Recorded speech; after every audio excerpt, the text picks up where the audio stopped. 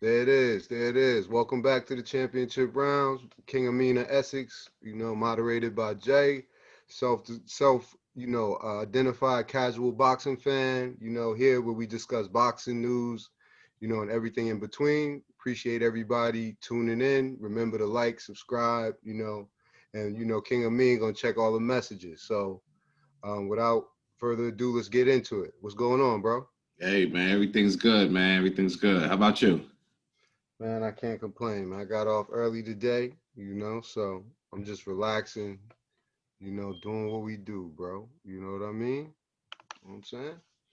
So listen, let's get into round three, man. So let's talk about some of these fights this weekend. I know you was tuning in, you know what I mean? So let's start at 146 with Kenson and Chris Congo, Did you see the fight first of all, or was you doing something better? Nah, listen, I actually saw the fight. Um, the networks have changed, man. So you know how I got to, the setup, man. So Yeah. I was able to see the fight live as it happened. Congo, I was looking at him because he's been a guest on TBV a couple times. Shout Okay. out to Coach Mitty. That's one of his boys. He's a South London kid. So, Okay. for me, he follows that whole script of boxing saving lives. But in addition to that, um, Dillian White has been bringing a lot of young fighters along, as a fighter promoter type thing. So Okay. then you have the actual fight. So this is why we're talking about him, because he could have just been stuck in the gym. 147 pounds, even overseas, is still a very, very deep division. Okay. Um, he wasn't viewed as the favorite, but he was a fan favorite. Okay. Um, he might have not got off as fast, and he might have got countered a little bit as far as activity wise. His opponent, I forget the gentleman's name, but he was a busier fighter, and he turned it up. He wasn't counter punching. He was more aggressive, even if he wasn't landing as cleanly. So, when you're looking at a fight and you judging it, sometimes that's just enough to sway it. When you look at a fighter and say he just didn't do enough versus his opponent, it was a tough decision, man. Tough decision. But shout out to both fighters as always, man. Okay. Any big surprises in that one to you or not? Nah, I mean, again, Congo wasn't necessarily favored, by the experts. Mhm. And as far as, I mean, he's a big, 147 pounder. He's a big size guy as far as his height. So you might assume reach and but sometimes experience and what's happening in the ring that night. Again, I think he was getting countered with punches that might not have been as clean, but it's the activity. If you had to, give one guy to round, sometimes you might give it to the activity. And then you see some fights where you look at it and say, a bunch of, slapping punches wasn't enough. Then, the one counter right hand, landed flush and buckled the opponent. So, I saw that he slipped, two of the four punches and then threw a counter. If you can do that consistently and that becomes a part of your offense and you're timing your opponent, then it's more noticeable even to the Okay. casual fan. Okay. All right, let's move on to 153. Cheeseman and Metcalf. What you think of that fight? Metcalf and Cheeseman, we got a little nickname for Ted. We call him Eggs and Cheese. You know what I'm saying? Especially he had a fight last summer during the COVID. He was fighting Sam Egerton. So the name of the fight, Eggs and Cheese, right? Cheeseman, 11th round stoppage. Anytime a fighter shows power late in the fight, Mm-hmm. it says a lot about the determination, conditioning, all around. Okay. Metcalf was banging, but I was rooting for Cheeseman. I was Okay. rooting for Cheeseman. Metcalf was undefeated too. So what for the casual fan? Describe what's the differences, if any, what's in terms of their styles. What sets them apart? If I even have to begin, the biggest difference is the European style, because we're talking about domestic fighters. Even when we talk about Chris Congo, we're talking about fighters in the European system. They have sometimes an additional layer of evolution when they go from the amateur system. Then they fighting for British Commonwealth titles. They got the little tough man contest, the smoker fights. Right. They may never fight outside of the UK and have developed a style or experience that gets them through. The high guard is very common among UK fighters. So it's either you find that a lot of UK fighters, high guard, it's the high guard, Right. leaves your body vulnerable, but you protecting your chin, because you're not trying to get knocked out. And it's, again, if you come in through, different levels of fighting, then it's very amateurish, to just stay in the high guard, Yeah, that seemed like that'll definitely be, set the environment to get that body beat up, But then you have some fighters that just give it away. So those that, going back historically, the Carl Frochs, they just, just kind of hands up and bang. And Cheeseman is one of those fighters. He is defensive. He can be defensive as anybody doesn't want to be punched in the face, but give and take fighters. And a lot of European fighters, a lot of UK fighters, that's the style of fight. So that's why you saw a lot of good punches getting exchanged, a lot of vulnerabilities with each fighter getting a chance to land their powerful punches, Hey, listen, sometimes it makes the fights more exciting in that regard. I mean, that's what I was going to say. With that type of style, with that guard, like you said, with that type of style, you got to expect to get hit, even if it's in the body, and you got to give it up, for lack of a better term. You got to know how to give it up yourself, too. You got to be able to give some damage yourself. You know what I mean? One thing I want to touch, too, in terms of UK fighters, you do have some variations on that, like the Nassim Hameds and the Joe Calzaghes, even George Groves.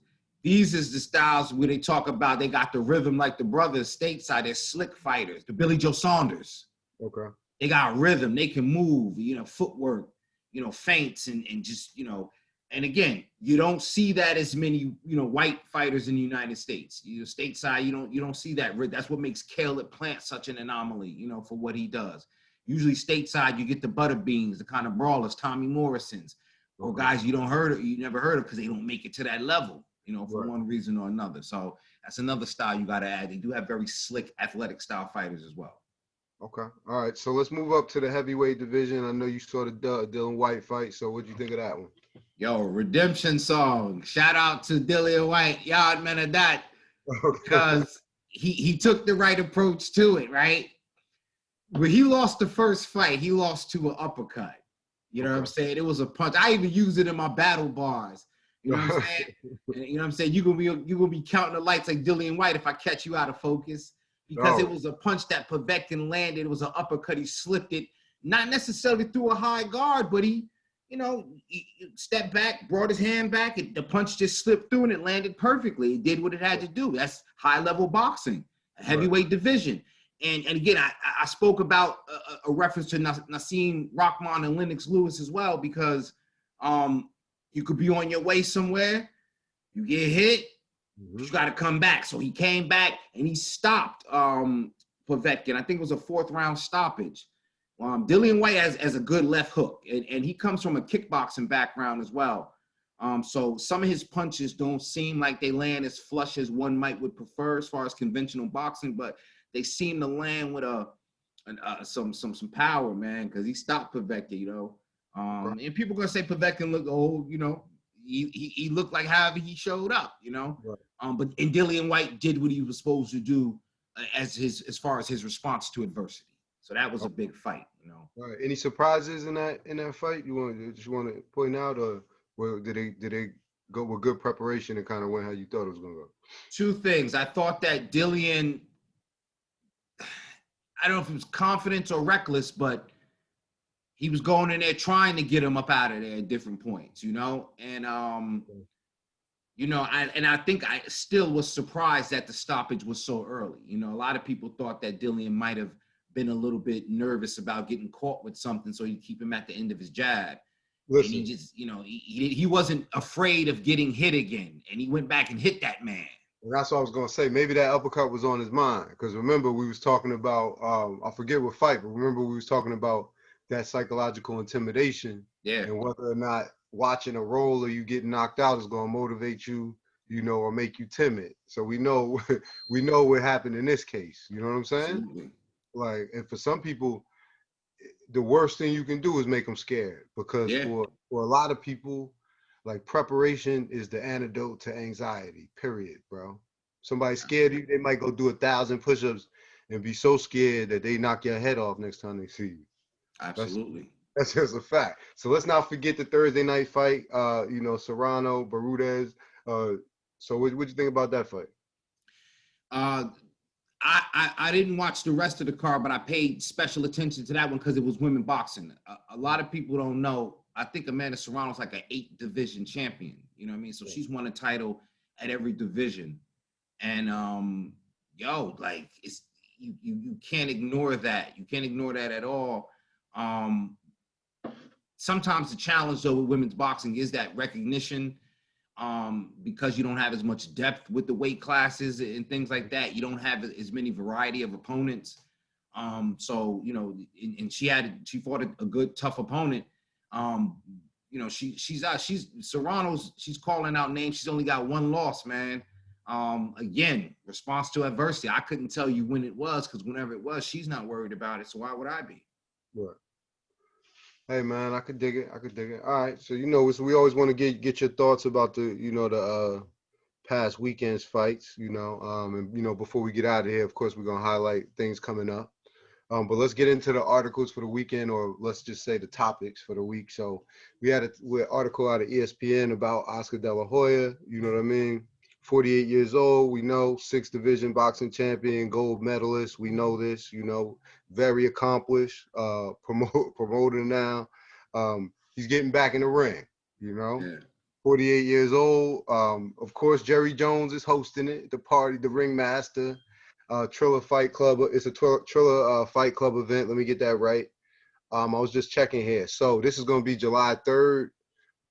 He announced it on stage on the Venetian with Snoop. So shout out to Snoop too.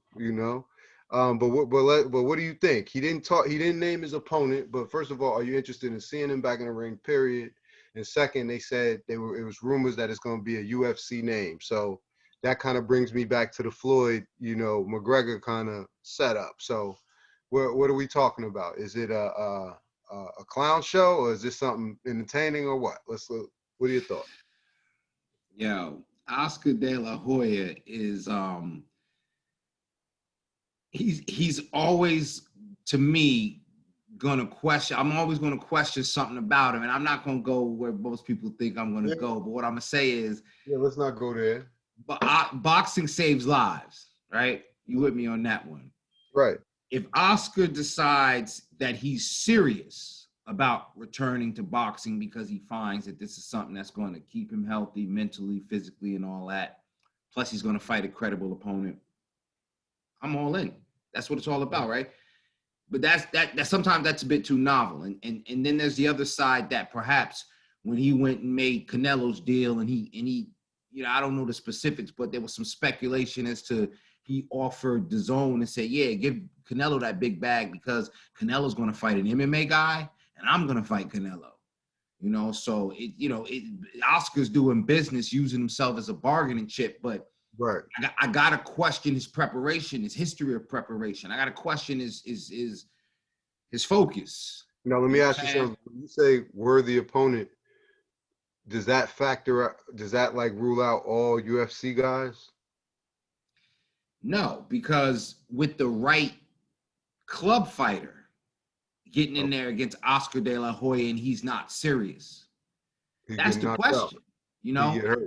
He's not one of these guys that you say, yeah, Oscar, he be in the gym and, like Floyd, he be holding court in the gym. They be having, dog fights in the gym or Roy's still out there fighting. He training with this one or, I heard Mike talking about coming back. He's hitting the pads.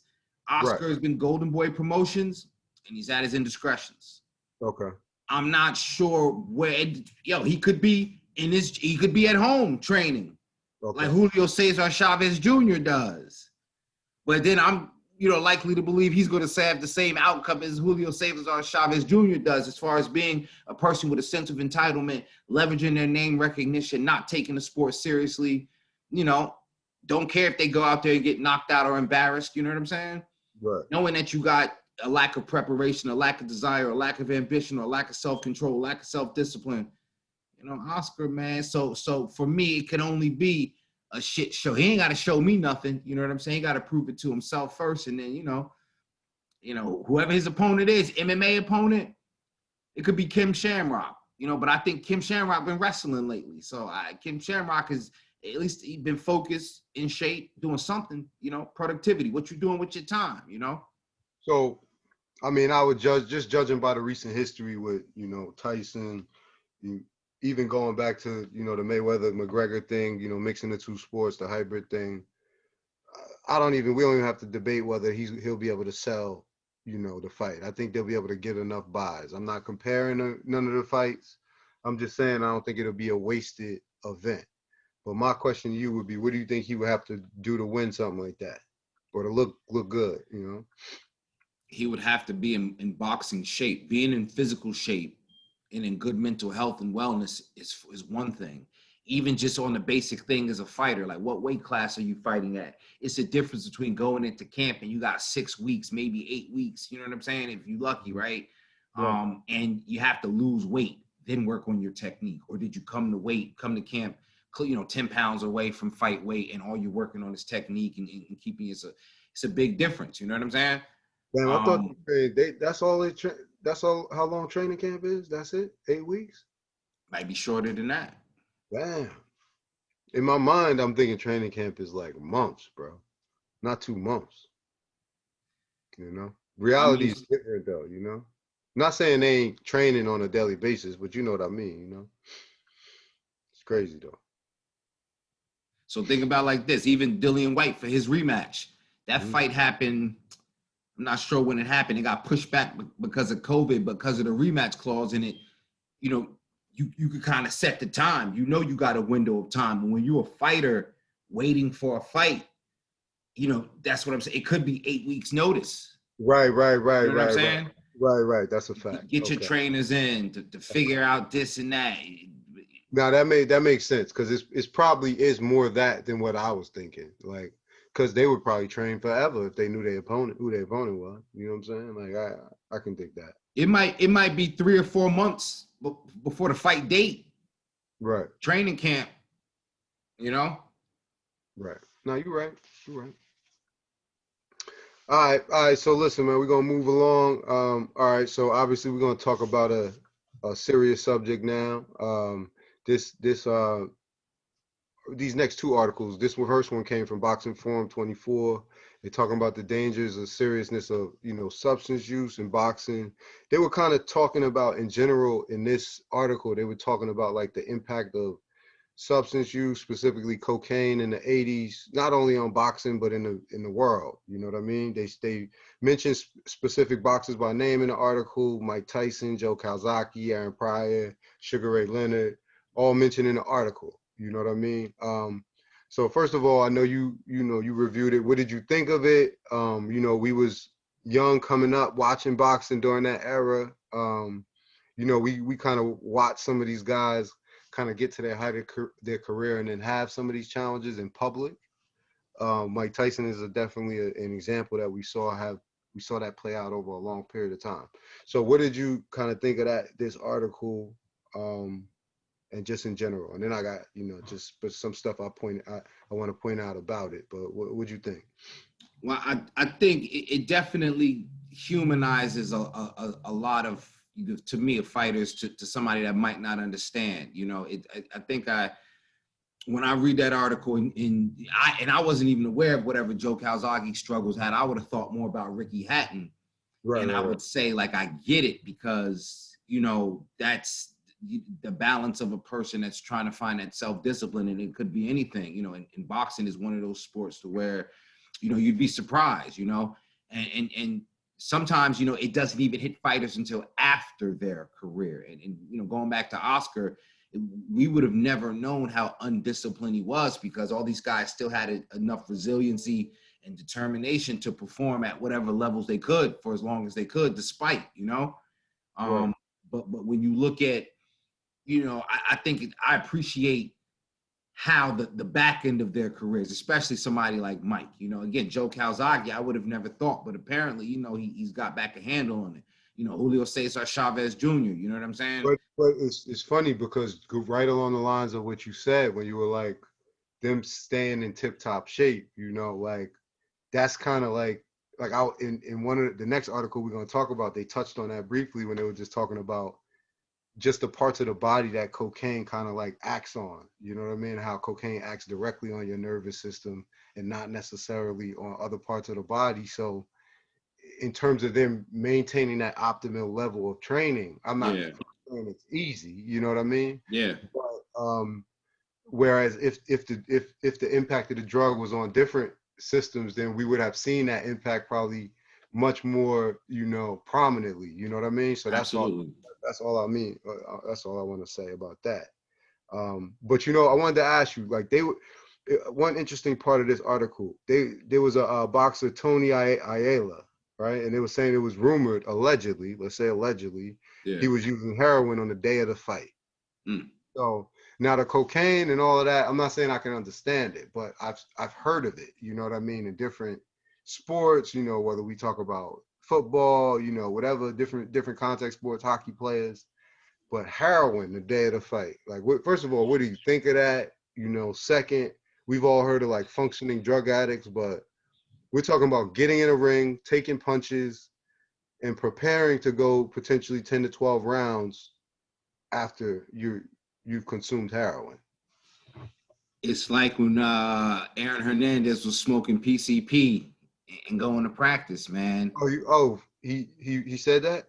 Yeah, this was Oh, documented. He got sent oh, home from practice several times for smoking PCP, but he would come to practice off PCP. And this is a guy right. that's won 2 Super Bowls and so you know, listen, man, heroin and PC. I think the level of psychosis that you have as far as like thinking that that's a good idea, and of course I'm being crazy about it, but I'm saying like because heroin, there's no way you should think that something that's so sedative that you know like I don't. Well, I'll tell you this. It says a lot about, and you know this from life experience. I'm not talking about you, but I'm talking about me, you, our families, people we know in our families. It says a lot about tolerance for a drug, right? Yeah. Because I'm sure you know somebody or you know of somebody. I'm not stigmatizing your family, but I know people in my family, at least we talking about 90s and 80s, who, uh, in terms of the drugs they were using, you wouldn't think they would be walking around, much less doing the things they were doing, right? Driving a car, going to get something to eat, yeah, Yeah. after using those type of drugs. So I'm only saying that in terms of what it says what somebody's tolerance can work up to over time. But you know, it is what it is. I just thought that was interesting. That's why I wanted to point it out. You know what I mean? What did you think about the fact that kind of, you know, they were talking about this is the 1980s, you know, obviously we're talking about boxing, but it kind of seems like this kind of permeated over more than one sport, right? Because when we think about football during that time and even bleeding into the 90s, you got the White House with the Cowboys. I was gonna say your You know, so, boys. you know, yeah, stand up, Dallas stand up. But you know what I mean? So I don't know. Is it more of a reflection of, you know, I think we can answer that question, but more of a reflection of what the impact of the substance use was at the time on the world, or do you think it was something specific to boxing? Nah, man, definitely reflection was going on at the world, man. Definitely reflection was going on at the world. I don't think that boxing itself could lend itself to something like that. So, Okay. you know what I mean? It all for basketball, limb bias, Okay. Right. bias, everybody. Okay. Okay. All right. So Hold on, bro. moving Hold to on, the. hold on. Oh, is that the babies?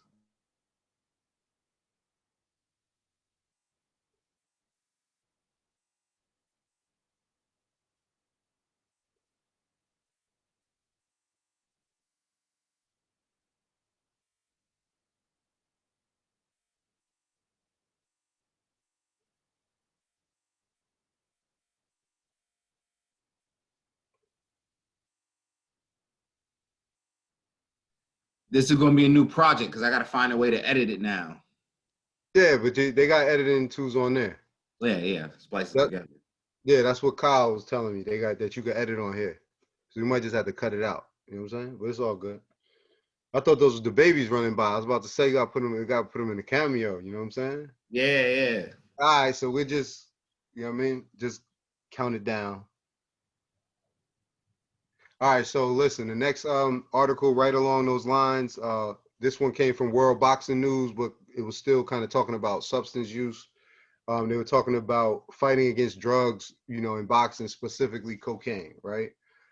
So this one kind of, it kind of got a little bit more in detail about, substance use in boxing. But my question to you was the boxers they kind of mentioned in this article. They mentioned Julio Cesar Chavez, like you talked about earlier, Tyson, Carlos Zarate, Alfonso Zamaro.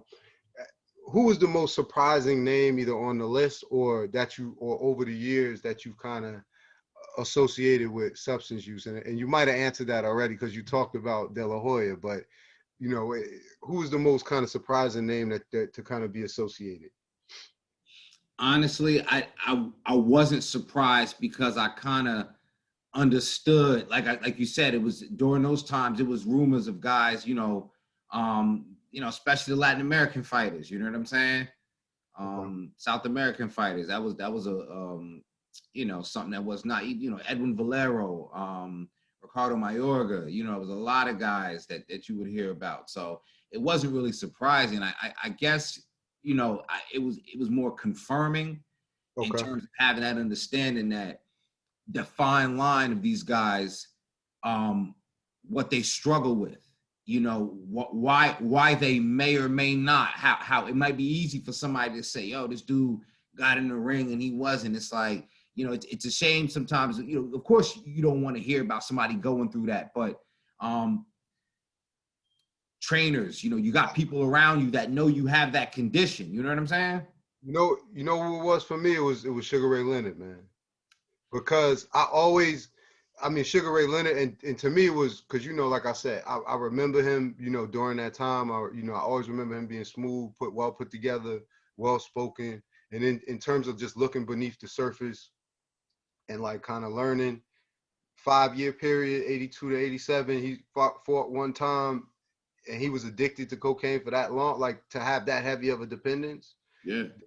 It was surprising to me. You know what I mean? I'm not saying it should be. Most people, it's probably well documented to the extent that most people know, right? But like when me and my brothers used to be boxing back in the day, right? You know how you get whatever gloves and they have the fake signature on it. We had Sugar Ray on ours. Yeah. Yeah. So, and Sugar Ray he was always a smooth, well spoken cat. So for me, it was just he was the surprising one that if I had to pick people out of a lineup or based off characteristics, we all know these people anyway.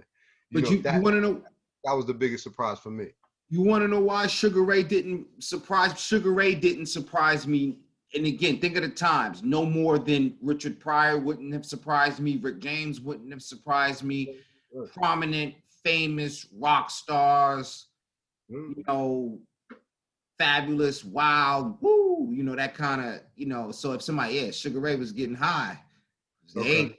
I'm not surprised, I mean, I guess the important part is he overcame it. We see Absolutely. Absolutely. up there now, so got to give him that credit. But again, we have to, understand obviously that, substance use, it's a very serious thing.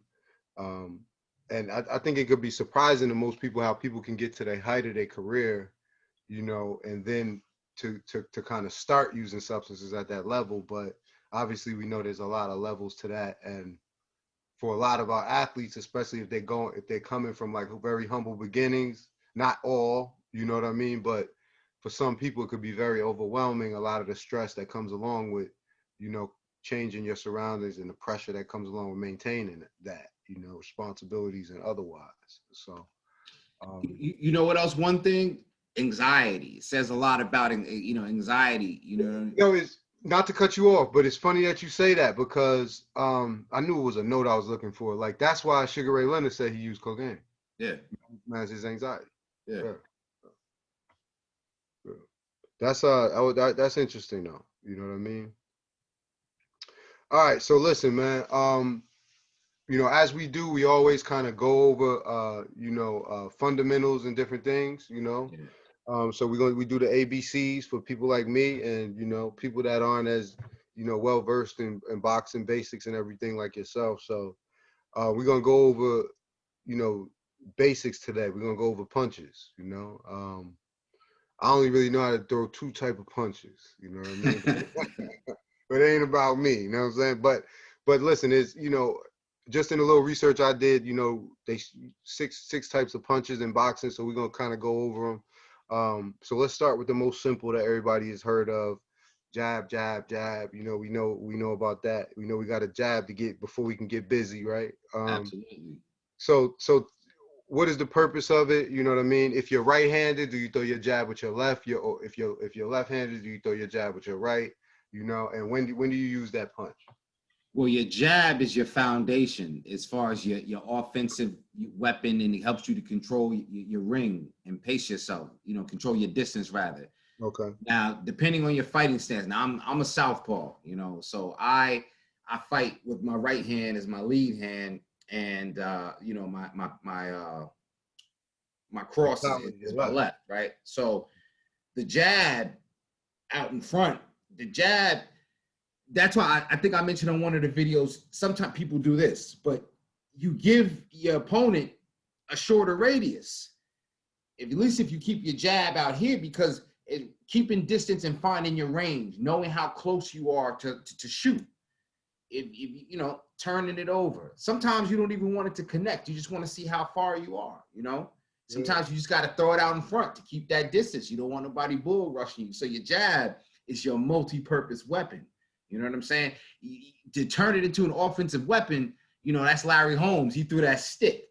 He threw that stick. That jab is just, he just whips it at you. Tony Tubbs out of Ohio, his jab, he had a very, very nice jab. It's like a slapping jab. Like you flick it at you, almost like a halfway Bruce Lee backhand jab.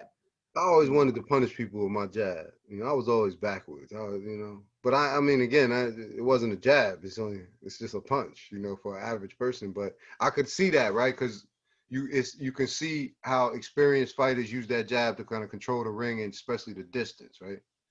You know, Absolutely. to a layperson, sometimes it kind of look like they ain't doing nothing out there because but you know, you could see measuring a distance and you know all of that, the footwork, all of that follows. See So how your opponent respond when you throw something in his face. right, Use your jab. right. All right, so let's move down the line. So let's go to the cross, the straight cross. What does it look like? You know, well, basically, and what do we use it for? You know, all of that. Your cross is your punctuation, you know, your period, your exclamation, because if your jab is helping you to, you know, set everything up, right? Your cross is delivering your power, and that's usually going to come from torquing your hip and turning your punch over. You got to turn it and punch. And see, it's that is not a punch to be thrown at a distance. That is the punch to be thrown after you've determined that you're within good range. So it's coming in a combination. Absolutely. Now, there are some skilled fighters. Floyd, he's famous for, you know, his lead right hand. Floyd just get out there in his guard, and usually, from what I've watched, sometimes he feints, sometimes he don't, but he kind of give a little feint with his left as if he's even going to throw a jab. But he's so good at just measuring the distance just by walking in front of somebody. And once he got it figured out, he doesn't even waste time throwing it. He just pop off with that lead right hand and snap people's head back. If you watch a Floyd Mayweather fight, by the fourth round, he's snapping his opponent's head back with a lead right hand. Okay. Yeah. Okay. All right. All right. So let's move right down. Left and right hook. What we doing? Now hooks. What are we using it for? You know, when's the best time to use it, and who got a good one? Hooks. Hooks are tricky because if you throw a hook, to me, if you throw a hook the way you're supposed to, textbook, it's a close quarters punch. Okay. If you develop a natural sense of punching and control and defense, then the hook, you know, you don't want it to be, you know, swinging it from your feet, but maybe you can be like a Danny Garcia and have a timing hook kind of thing to where people are like, man, his punches ain't that fast, but, you know, he can time his opponent to be in a certain spot. He positioned his foot, and it's really a turning of the hip and turning your punch over. Okay. Turning of the hip and turning your punch over. you're not really That's prone to. kind of how I envision the hook, like, and it's just my mind, but I envision the hook like somebody duck something come up like bang, Yeah. you know. That's how you watch for that hook, boy. That's how I envision it. But so who has a good hook, a legendary one? Oscar DeLaHoya, Okay, left hook legend, double left hook. damn. Yeah, Oscar. So Oscar would smother you with a double left hook. So he might come in and feint both the jab and the lead, and the counter. So he'll feint like he throwing the jab and then act like he gonna cross you. So he's his body movement and footwork, Yeah, and then just double left hook, yo, sweeping but double left hook. bro, when you talk about muscle memory and all that, and dancing and flow, you got to be a professional and a technician to get to the point where you can feint, and it's like, because I know what you're talking about. You're talking about when you're to that point where it's automatic, so you're not necessarily looking for a punch. You're mirroring your opponent, and all of those things. But not to get into the weeds on it, that's an amazing IQ when you get to that point. Like, I'm talking about from an offensive perspective. You know what I mean? Like, anybody from a defense, it's like if you're in a football, you reading the defense, you can read it wrong or right. You know what I mean? But you reading your opponent. But I'm saying from an offensive perspective, if you're so good where you can throw them off with your eyes, you know what I mean? And from a boxing perspective, like in terms of feint, and you can have your opponent either react or make a wrong move.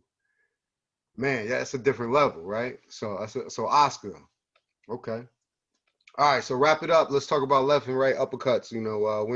When do we use them? It sounds like a finisher to me, but who has a good one, and when do you use it? Definitely, again, close quarters, offensive punches. You can catch somebody in a high guard, if you can get them to loosen up a bit, go to the body, make them think, you go into the body and drop their hands, and then by the, fake and catch them with an uppercut. Uppercut, I mean, I hate to be so biased about it, but Mike Tyson and his lateral movement that made his uppercuts because that uppercut coming, boy. Listen, I think that's where that comedy routine came out with. It was like Mike Tyson punched your mama. What would you do? That uppercut, boy. Go ahead. Let me not get in your way. So talk about it. Talk about you it. remember the video game, Mike Tyson's Punch Out, because it was the lateral movement, the sweeping. Right. Sweep. You know what I'm saying? It's to be able to turn his body just slightly because he was wide, and come on an angle with it. But that's the classic Mike Tyson, like, you know what I mean? People that seen 2 of his fights know how he moved like that. You know what I mean? Like that, he moved quick, and when he hits you with that, everything is going down. You know what I'm saying? That's the best uppercuts to me, man. So you correct me if I'm wrong, pull me back if I go too far. So the moral of the story for the young, or not young, but casual fans, is that your jab is everything. Your jab keeps you alive, because it sounds like everything else is the frosting on the cake, if we're being honest, because if you don't master the jab, you ain't going to be able to throw a cross, hook, or uppercut. You know what I'm saying? Absolutely. You're either going to get knocked out or you're going to be on the outside. Well, I tell you what, and I think you might understand it from this, as long as you've been, delving into it. Deontay Wilder lacks a jab. Okay. So it leaves you very limited in what you can do offensively. Yo, that's very interesting, because, and pull me back, but if you lack a jab, right, then you're gonna be taking chances trying to probably get in close enough or find that opportunity for your punch, whatever it is. That's how you get knocked out. Probably. I don't know, but it sounds like how you get knocked out. Because from what you explained, bro, the jab is everything. The jab is walking before you run. So that's what's going to get you in position, everything. So if you had explosive, devastating power in your right hand, why wouldn't you take the time to set it up? Right. You want to launch a missile, or you just throwing grenades? Right. No. Right. And we all know, I mean, we all but watched enough boxing to know that if that grenade was all that mattered, then Kimbo Slice, would rest in peace, would have been the champion. Absolutely. right? And Deontay Wilder would be the champion. If it, Absolutely. we could just bombs away. All right, so good, good. That was a good segment, you know, ABCs. All right, so listen, before we wrap up, we're gonna talk about what's going on this weekend. So upcoming fights, either or boxers to highlight, you know, specific areas to highlight, or just a topic you want to kind of talk about. To be honest with you, man, I haven't even checked the schedule, man. Okay. I was kind of reveling in what's been going on as far as what passed and Sunday, but this next week coming up, man. I think we got Josh Taylor and Jose Ramirez. Okay. So when I talk to you about European fighters, Josh Taylor, he's at 140 pounds. Both of them might be moving to 147 at one point, but he's a good European fighter. Okay. He ain't been fighting no Euro bums. He ain't no tomato can. He is what he say he is. He beat Regis Prograis, and he came back not too long ago. He had a nice little stay busy fight en route to this guy. Jose Ramirez is, I think he's a Puerto Rican guy. You know, they say he got power, but he didn't really look impressive against Victor Postal. Victor Postal is a common opponent with Terrence Crawford. So, you know, it should be a good competitive fight. I tell you, both these guys can box. I'm not Now, expecting anybody to get stopped. now I don't know if you know the answer to this, but when we were at the other event and we was outside talking to Xander, he said he had a fight coming up in the next month. Any news on that? He's coming up, but yeah, he's coming up on, I think, around April, either the 13th or the 20th. Oh, so they already got a date and all that. Yeah. He's Okay. definitely got a date. So Well, I keep you listen, posted man, on that. just cause he seemed like, you know, a nice young man with his good head on his shoulders, you know, listen, he got a fan, you know, so I'm definitely we're gonna watch that one together, man. You know. Shout out to Xander Zayas. Vamos, campeón. All right, definitely. Shout out to his father too, not straight, you know, solid guy from what we could see. You know what I mean? Absolutely. All right, so I don't know if you want to leave the people with anything before we bang that bell, you know, for round 3. But you know, let us know. If not, you know, then we're gonna wrap it up. Anything you want to leave us with? Yeah, man. Listen, expect these next couple months. There's gonna be a lot of good fights coming up. Always be sure to check me out on Instagram, King Amin of Essex One. A lot of good content over there. And if there's anything popping off, you know, you guys definitely put something in my inbox. Anything you want us to talk about, we'll talk about that. But for the most part, as the summer approaches and as things begin to open up, you know, it's April now, right? Billy Joe Saunders and Canelo is coming up soon. It's a lot of boxing coming up, man. It's going to be a lot to talk about, man. All right, no doubt. So with that, we're gonna bang that bell, and that's gonna be the end of round 3. All right, my brother. Later.